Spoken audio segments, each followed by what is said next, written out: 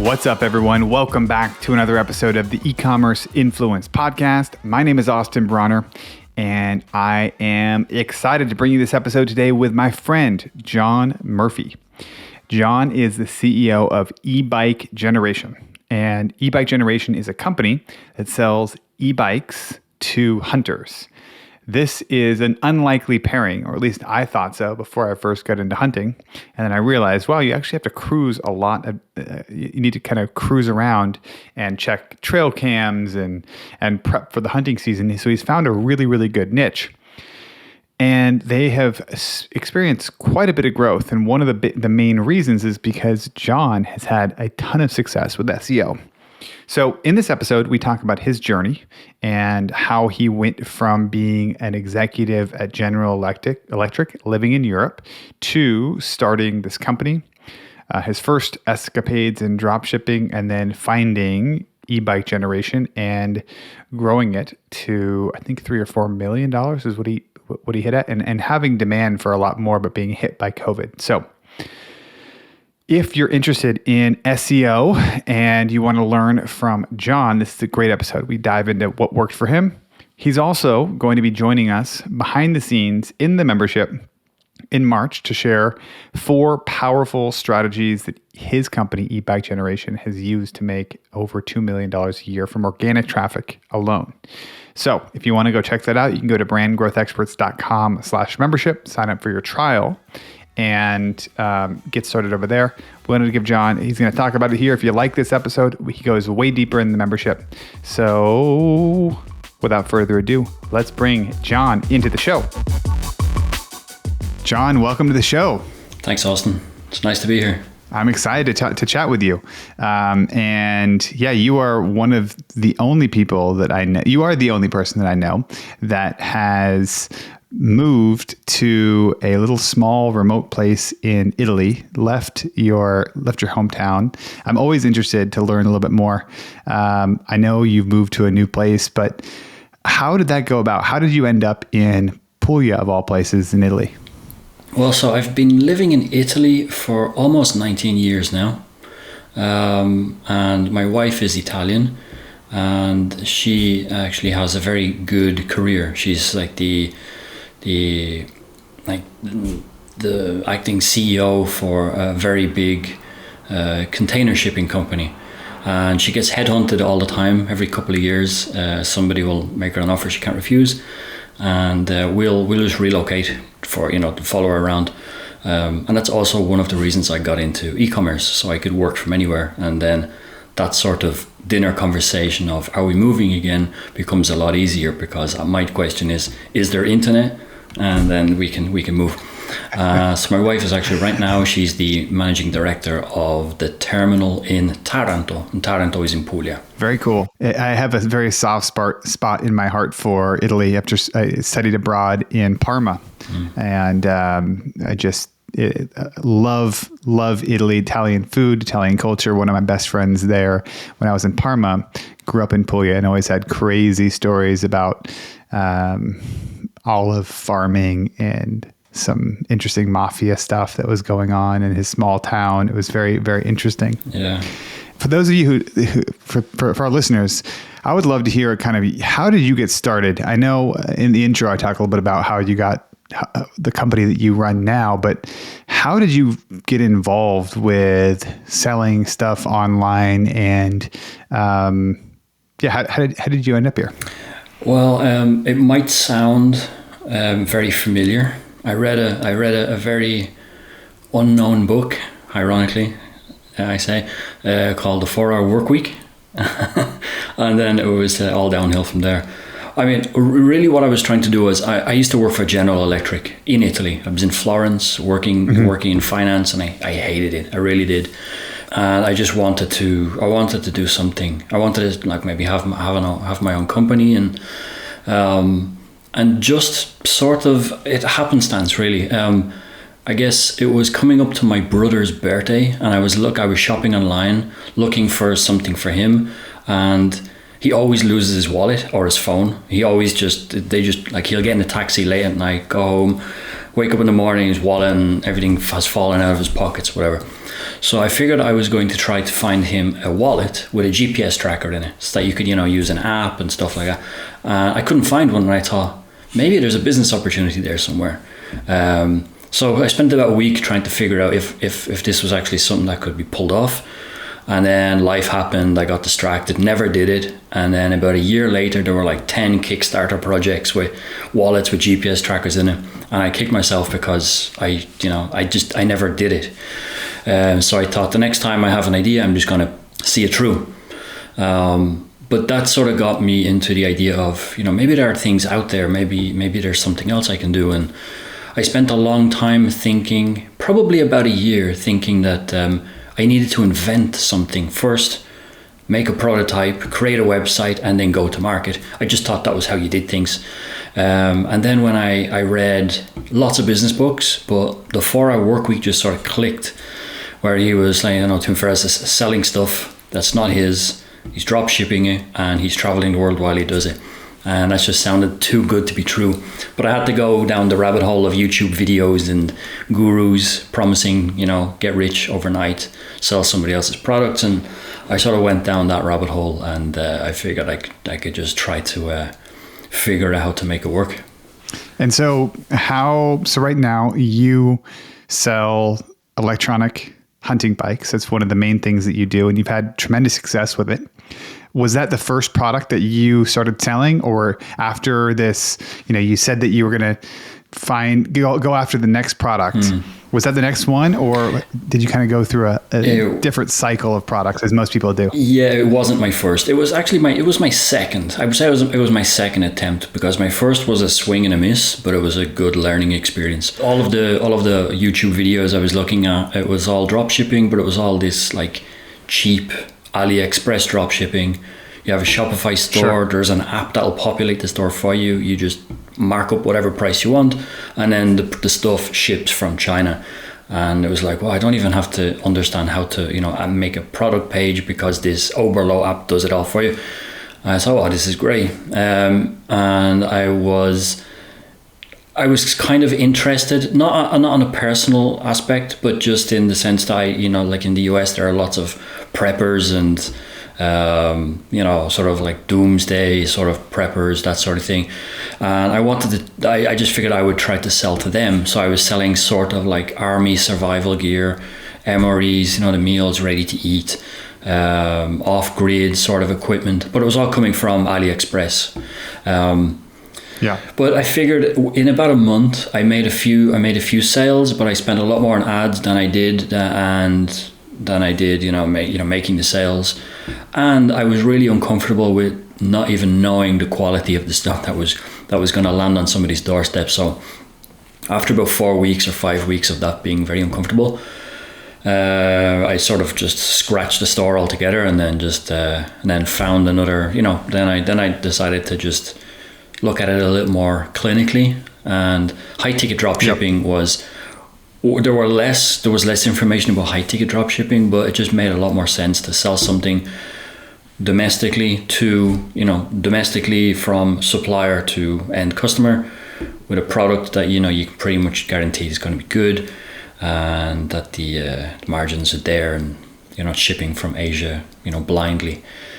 And also if you have like real contracts with suppliers that are producing the stuff, it's a real business you have. I couldn't sell my store that was dropshipping from AliExpress, because it wasn't a real business. I was literally buying something from AliExpress and just putting in somebody else's shipping information. Like an arbitrage. Yeah. So I mean, even if they wanted to return it, I just had to refund them, and then they can keep the product. That's not a business. I couldn't go to like Empire Flippers and then sell that even if it was profitable, because it's not a real business. But the high ticket drop shipping is a whole different level. And so e-bikes was my second attempt.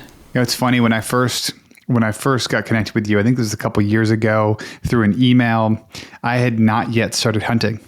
And I was like, this is the craziest thing, electronic e-hunting bike. Mm-hmm. And then I started to get more involved with hunting. I'm like, oh, this actually makes a lot of sense. There's like a ton of reasons why it makes sense. One is the fact that deer, for example, are afraid of bipedal movement, but not so much around bikes or around trucks. It's very interesting. If you're out, one of the more frustrating things that happens when you're hunting, at least I'm hunting around mostly in Texas, be driving around in a truck and you drive by a bunch of deer and they just stand there. Yeah. And then the moment you get out, they're gone because they've evolved to know, okay, these are our predators here. The truck, not so much, but it's a really interesting market. And I know it's been quite a journey for you. When you first got started, how did you get your first sale? Was that through advertising? How long ago was this?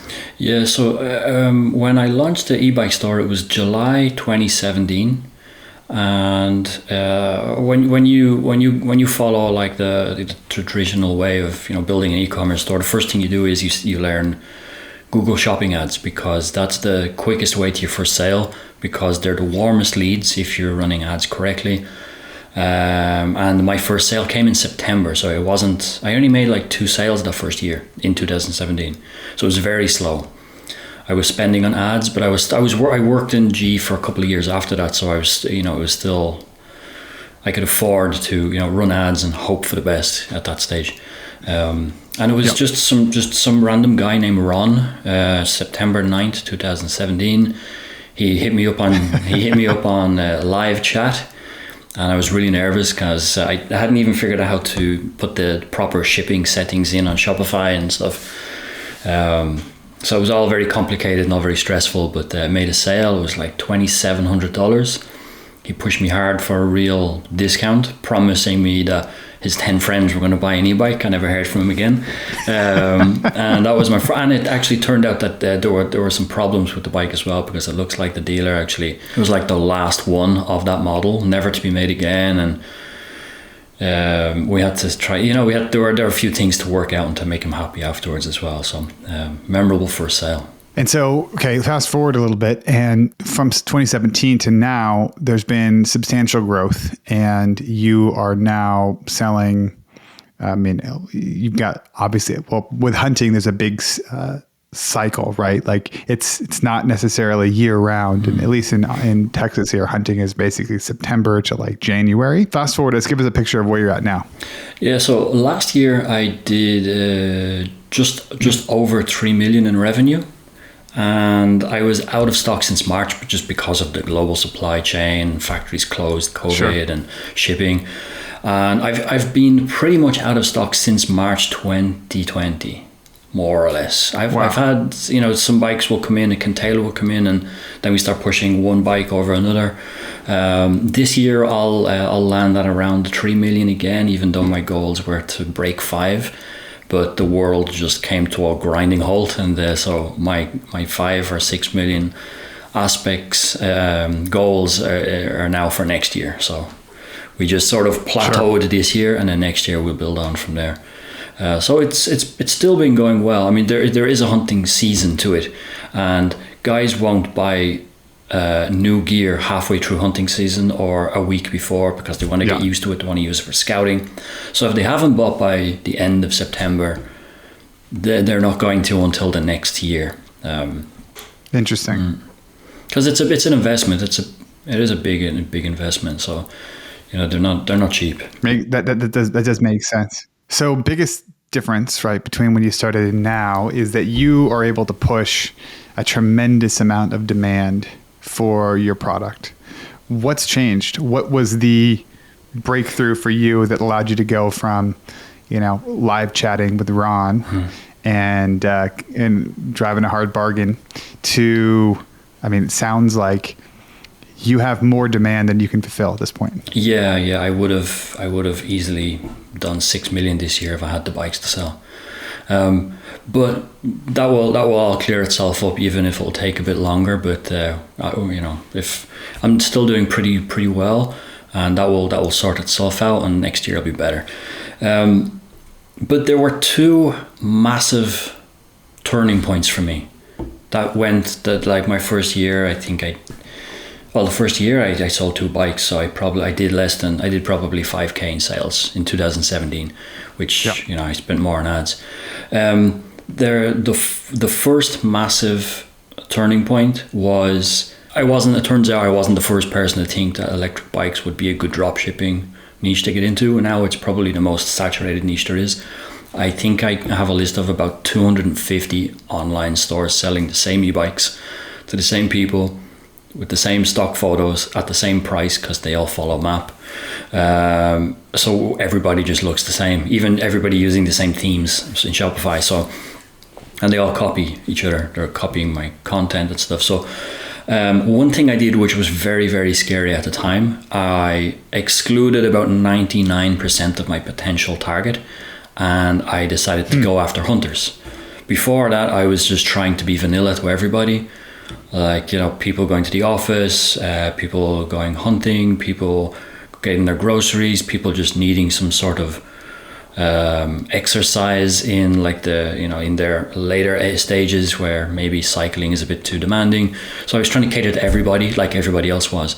But once I just went really polarizing, and I just became, if you're a hunter, I'm your guy, then that was a massive shift. Yep. I still recommend niching down, even if you're in a small niche, still today, because it was just such a pivotal thing for me. It's hard, but I understand it would be very hard for somebody to hear that and say, why would I deliberately go and exclude like 99% of my potential customers? But once I did that, I was able to send much more targeted emails. I could speak to the person. I could talk about how beneficial an e-bike is for hunting, and not just how great e-bikes are in general. So the messaging was so much more, rather like a sniper approach rather than like a shotgun approach, if you know what I mean. So that was a big thing. That was a big turning point for me. So niching down. Did you know how big the market was when you made that decision? I did, and there was actually no keyword called electric hunting bike or e-bikes for hunters at the time. Like Ahrefs and Google were just saying 0 search volume, so it was scary. But I did have two. So you were kind of taking a little bit of a leap of faith. I was. I mean, there was a good reason for it behind it. I just needed to try to. So I had about maybe 15 or 20 brands on my store. 2 of those brands that sold e-bikes, they were marketing towards hunters. So they were made in camo, they were more robust, solid frames, and they came with hunting accessories that you would tack onto the bike. So I knew there was some demand for them, and those bikes were built better, they were more expensive, the margins were more. So I knew if I could just focus on those, I didn't have to sell as many of the like $50 and $100 bikes that also had the biggest customer service headaches as well, because they were cheaper. And it was sort of a weird sort of awakening, because the $1,500 is a lot of money. For a lot of people, it's a lot of money, and if they make that commitment, and but at the end of the day, they're getting the low end quality, they're also going to be the largest population that have the most problems, the most customer service. Whereas if you sell a very expensive bike and it's a very good bike, there are less issues, customers are happier, more positive reviews come in, and I have to sell less to make the same amount of profit. So there were a lot of good things. I think that's just a great. You can take what you just said there and pretty much apply that to every industry. Yeah, I mean, when people say to me, what would you recommend I do, like other drop shippers, like from the communities, and I say to them, niche down. None of them have ever taken my word and have gone and done it, because it's a scary thing to do. It's a scary thing to say, why would I not sell to people that maybe want to buy it? But I think that some people will come to the realization later and maybe do that. But I recommend it to everybody, because it was so life-changing for me. So you mentioned there's 2 things. So the first one was kind of niching down and targeting hunters. Yeah. What was the second thing for you that made a huge difference? Well, the second thing came about, it was forced on me. So in 2019, around the end of May, beginning of June, sales started coming. 2019 was going to be my first good, really solid year. Sales start picking up around mid-March to late March for bikes, because of the seasonality of it.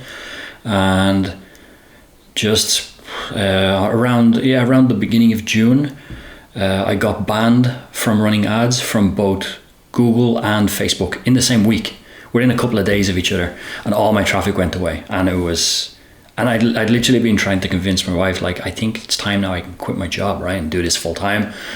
I was like, what can go wrong? And then like a week later, all my traffic went away and I didn't know what to do. What was the reasoning for both of them?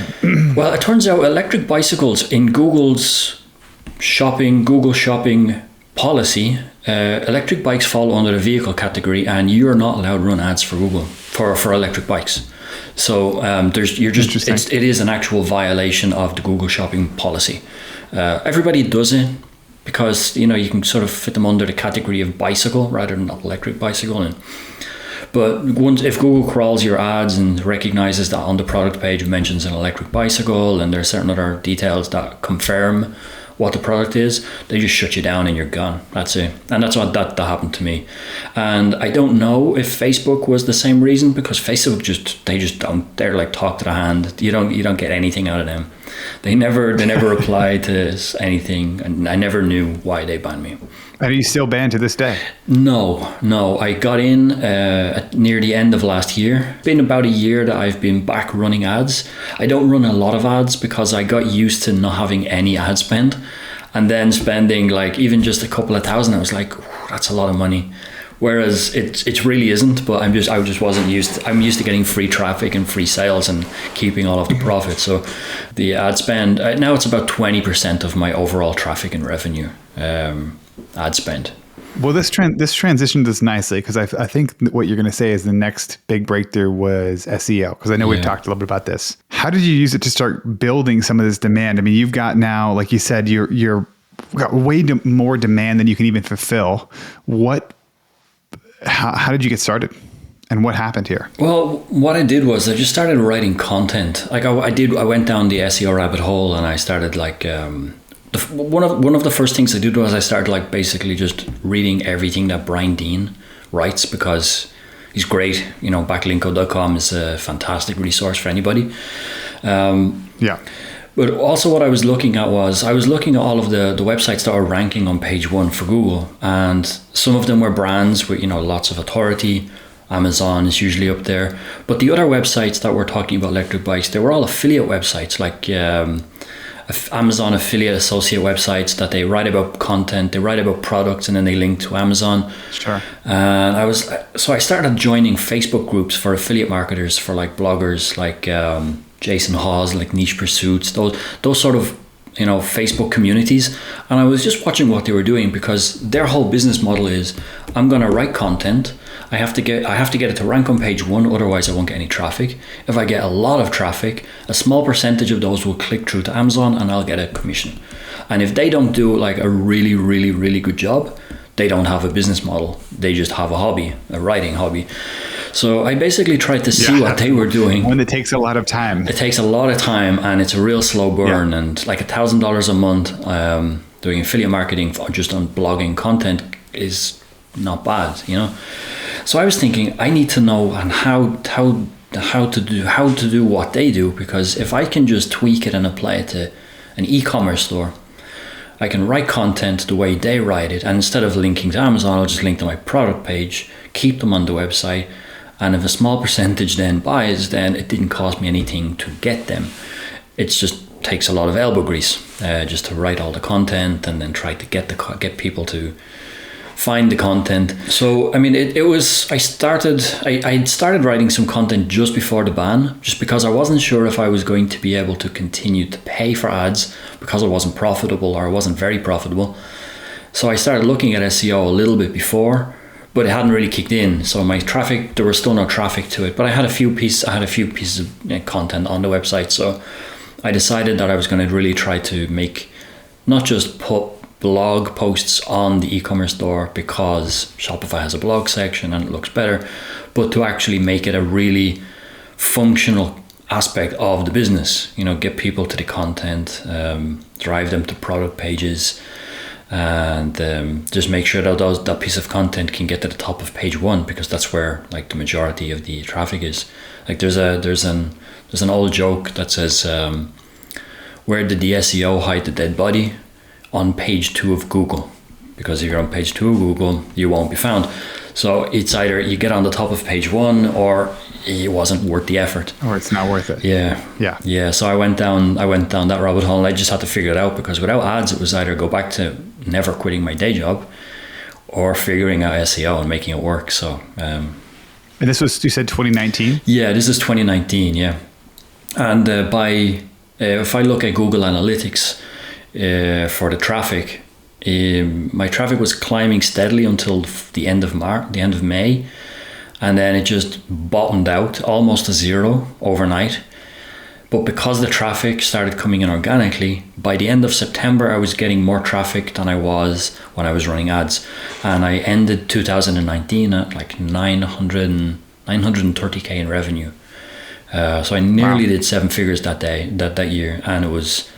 And that's with a lot less ad spend. Yeah, because with less dropping your ad spend off. I started in 2019. I think I was running ads in February, or at least ramping it up in March, April, May, and then they just cut me off at the knees. So for a good 9 months, it was just organic. 3 months of ads, yeah. So what are some things that you would share that have worked for you? I mean, now that you've gone through this learning process, you mentioned Brian Dean as somebody who's one of the resources that helped you. How do you think about SEO right now? And, we're going into 2022. What actually works? Like, what are some of the things that these affiliate people were doing that turned into something that worked for you? So a lot of it is one of the main things is just writing the most epic piece of content on the internet on that specific topic. Because if you write an interesting piece of content, but it's like 750 words, that's probably not the most comprehensive piece of content. And then people are going to just read it, get a bit of information, and then go read 4 other pieces of content to try and get all of the information they need. So by just putting everything into a piece of content that is really useful, very educational, like even the kitchen sink goes into the piece of content, everything, even like an FAQ section can go in there. And there are some good SEO tips and tricks to use FAQs in order to send signals to Google and stuff. And because the concept, like if the most logical way to think about it is, if you have the most comprehensive, educational, informative piece of information on a specific topic, they don't have to go anywhere else after reading it.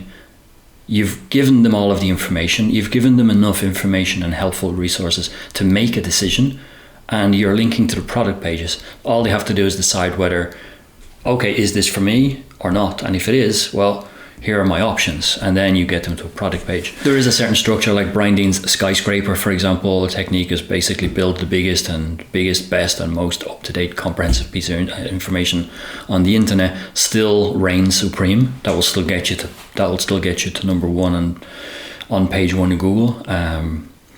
And page 1 gets something like position 1 on page 1 gets somewhere between 35 and 40% of all the search volume, and then it just drops off at every, like position 2 gets about 17 to 15%, position 3 is less than 10, and then the bottom half of page 1 is the scraps, and then page 2 there's no traffic. So you really need to be at the top, and yeah.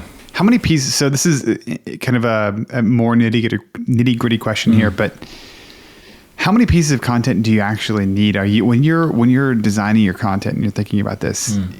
Are you optimizing for like just a few pieces of content that bring in a lot of different search terms, or in your niche, are you going out and do you have a bunch of different skyscraper blog posts, or how many do you actually need? Yeah, excellent question. How much time and energy do you put also on like the one that, I guess it's more like time and energy.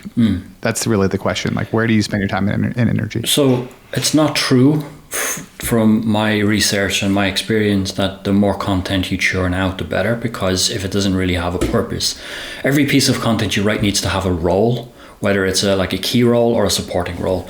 And what affiliates were doing very well, because it's what they learn pretty quickly, and because it's what Google likes, is you have one massive skyscraper piece of content, or pillar piece of content, as some call it, and then all of your other secondary pieces of content on the same topic all link to the skyscraper. So you could have one very important piece that's the be all and end all. And then you could have anywhere between 10 to 50 other pieces of content that are smaller in word count. They're more superficial and maybe they just answer one or two questions. Or it could be a very specific, like product A in this category versus product B in the same category, and then you could link. Sure, like a comparison type thing. Yeah. So what you would do is you would have this one big piece of content and then a bunch of like supporting soldiers that all link to the main one. That's what I did for e-commerce, because what the affiliate marketers were doing, which was the key difference that I needed to tweak, was they have two very important factors they need to hit. They need to send enough backlinks to their skyscraper, the internal links from the supporting document, the supporting content to the skyscraper, but then they also link randomly amongst all of the pieces of content. And the reason they do that is because time on website is very important as a Google signal. It's like, it's good experience. The guy hasn't left. He's going deeper down the rabbit hole. He's on his like 7th blog page now. But the one problem with e-commerce is if we just randomly link like a spaghetti mess of linking from one content to another, and there are apps that will do that for you. But with e-commerce, time on site isn't important if we don't get them to a product page. So we need to be a bit more clinical about how we link. And so it's a cleaner, it's a more of a straight line to the product page, because we're just getting them one step closer to the add to cart.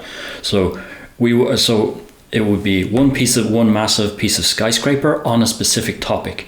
In my case, I sell it's like a one product store, even though I sell a bunch of products, but it's like a one product category store. Sure. So I have like, let's say, one epic piece of content, let's say, and then a bunch of other pieces of content on the same topic, but they all link to the skyscraper. The reason that's important, it might get a little bit technical now, but the reason why that's important is because if Google scans your website in that split second it does to understand which pieces of content to produce for when somebody enters a search term, and you've got 50 pieces of content on the one topic, Google needs to understand which one is the good piece, which one is the most important or most relevant piece of content. Sure. And if 49 of those are all linking to the other one, then Google knows really easily, okay, they're all linking to this one. So all of these 50 pieces of content, 49 of them are linking that big one.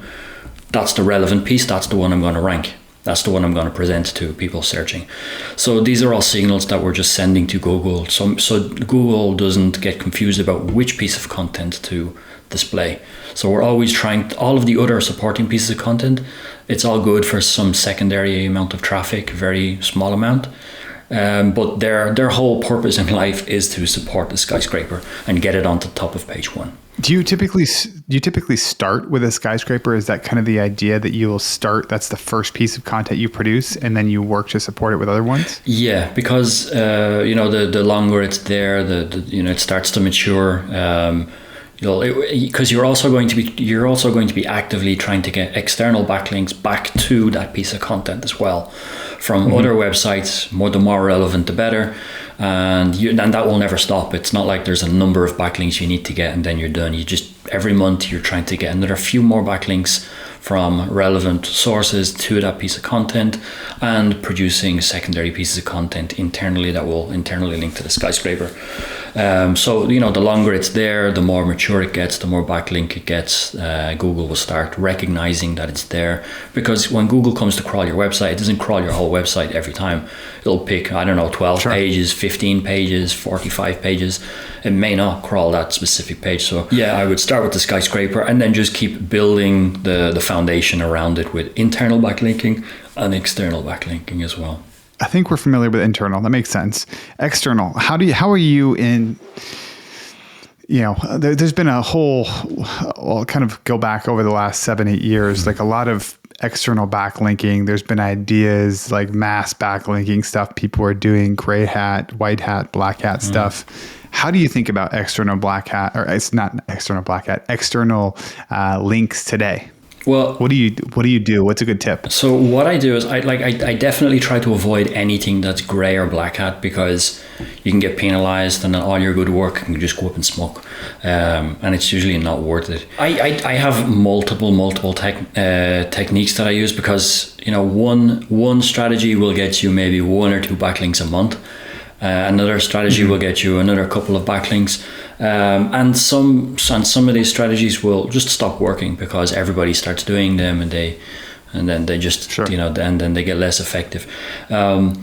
One that I hear people use, I haven't done this, but apparently it still works, is that if you can get a backlink from an edu website, so like instead of a .com, it's a .edu, because they're college websites, because they have a very good authority, their recognition. And what people are doing is they're offering a cash prize they'll write a piece of content, the best one gets published, and there's a cash prize, and it goes towards the tuition. Okay, what happens is, if you do that, the college will post it on their website, and then all of their students can apply, can submit their proposals or their pieces of content. You pick a winner, you pay them, and you can do that for every college in America if you have the time. That's been going on for a while, and there has been talk that it's less effective, but the signals on Ahrefs doesn't seem to be that way. They seem to be just as effective as ever. But I would imagine there's a lifetime, there's a bit of a life cycle to that one. It feels like most everything in SEO has a life cycle. Yeah. And what has worked 5 years ago, you find some, very smart, sharp SEO person who's doing something. I remember being at Traffic and Conversion Summit, and they were talking about how, this is 5 years ago, how to get Wikipedia backlinks. And it was like, you go and you find outdated Wikipedia pages, and then you go and you edit and you update your link on the Wikipedia page, and then you wait, and it works for a while or something like that. It's kind of a little bit of a that's a hard one. If you're linking to an e-commerce store, that's a no-no, because the gatekeepers in Wikipedia are very serious about because anybody can go in and edit a Wikipedia page, but then it gets vetted by like 12 people, and it's pretty hard to get. Like if you are an authority and you're not selling anything, that's fine. But e-commerce is a bit harder. It's a little bit of a harder sell. Sure. I've been rejected a few times from Wikipedia. I'm actually working on one right now, but that's more of a long burner. One I've seen working, I've been using one for about 6 months now, and only now I've noticed that bloggers have started cold emailing me offering the same thing. So I think it's getting a little bit mainstream now. And it's finding blogs in your niche. So in my case, hunting, like a website, that has a really cool blog, maybe like the top 10 tips to prepare before you go on your first hunt of the season or something like that. And you do the work up front. You build out a really cool infographic, and there are platforms that you can churn out a really nice display, a really nice sort of drag and drop images and stuff. And if you see a website that has this, and you just build out an infographic that summarizes their whole blog, send it to them and just say, hey, I read your blog, it's really cool. I think I went ahead and made an infographic for you. I think you can include it in your blog. I think it will really make the blog pop. It'll just make finish off the blog really well. We just ask that you just give us credit, and here's my URL. And that's a really good one, because it's really helpful for them. Like these hunting websites are going, wow, you went and made me an infographic. That's really cool. Thanks. And it's not an infographic that talks about e-bikes. It's whatever their blog said. Here's an infographic summarizing your content. So it's very helpful for them. And if they just go, no thanks, well, okay, no problem. We'll move on to the next. That one's working really well, because you're offering a lot of value up front, and it's a very small ask, because if there's a small link in there, and that's just to your home page. It's not to a product or anything like that. So that's a good one. I still link in forums. So not everybody has a forum. Just hunters have been in forums from the time of the internet started. So these forums are very old. So they've got very good domain authority. And if you're like a good person in the forum and offer value, and you're not just in there just for dropping a link, You can even, have conversations. You can become the person to talk to or ask questions about when people are ready to make that sort of a buying decision. And you can just then occasionally say, hey, I wrote a new piece of content. I hope you like it. I'd love your feedback. Here's the link. And then you can get some backlinks from these sort of old school forums with very high domain authority. I think when I made the list of all of the backlink strategies, I had to record 4 videos. It was probably about 10 or 12 different strategies. I can go on. I don't know how many backlink strategies you want me to. It's interesting. Any other ones that you find particularly interesting? This is very interesting.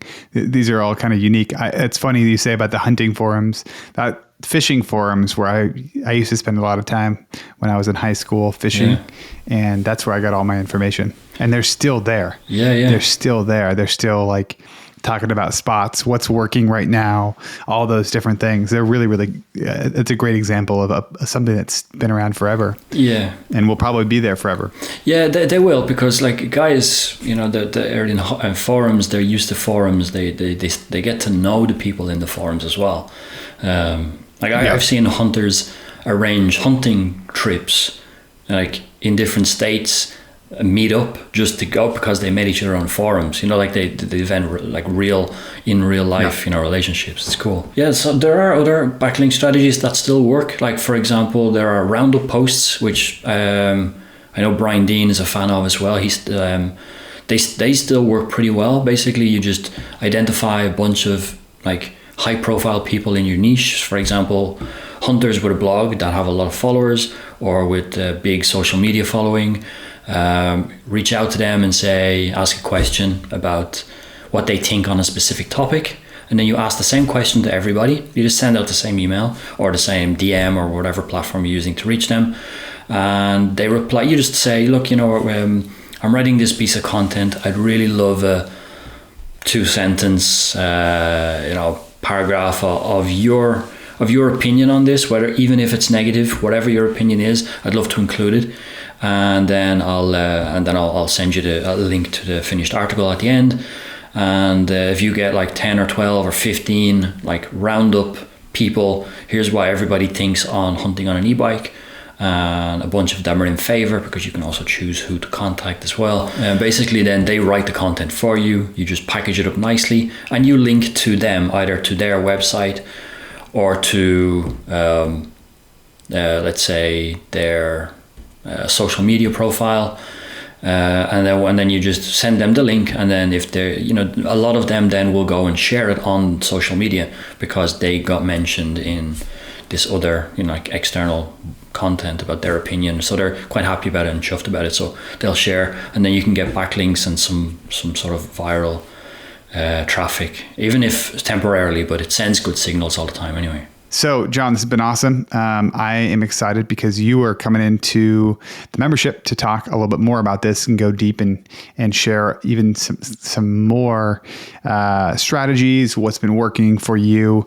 What would you describe the training you're going to do? Is it 101 e-commerce or 101 e-commerce SEO, 102? Like what level is the training you're going to be doing here in the new year? Yeah, so it's really going to be, I think, for anybody, it would be a 101, because it's basically for anybody that has an e-commerce store that's overly reliant on paid traffic, and they're not getting any organic traffic, and it's just sort of where to get started. Because when I start talking about SEO for e-commerce and just getting organic traffic through creating content, the first question is usually, I know SEO is important because everybody says it is, but I've no idea how to get started, and because it takes so long to kick in, I won't even know if I'm doing the right things until maybe 6 months down the line, and then so what I've done is basically I've just sort of I've packaged up, because now I sell it as a course. Sure. Basically I just have a couple of modules. There's like on the actual how to create the content, how to make it in a way that Google really like it, and how to create all of those internal backlinks. There's a module on backlinking, but it's basically everything I do. I just share everything I do. So There's also a section in. I also like to talk about the Dream 100 process that Russell Brunson didn't invent, but I learned it from him from reading his books, and that's a really good way to find all of these opportunities and get affiliates to send you traffic as well. So it's basically 101. It's just basically everything I do, and I think everybody should be doing if they're in e-commerce and they don't have a grasp on content and SEO. Cool. John, this is awesome. How would you, if people are interested in connecting with you a little bit more, where would you direct them? What's the best place for them to reach out to you, to connect with you, to learn more about what you're doing? How would you what's the best place? Where would you direct them to go? So I'm on LinkedIn. John Murphy is a very popular name, apparently. It's like the most common name in Ireland, so maybe LinkedIn isn't the best. You may not find me. I won't send you to my store just because I've got my 3 guys that go through my email, and then it will just create more work for them. So I have a new email, which is john@ecomseoformula.com. That's a brand new inbox, so I will see every email that comes through there. So nothing will get lost there. And I'm the only one that has access to the inbox, so that's just straight to me. And this is where you have your course as well, right? Yeah, that's... is it e-commerce SEO formula?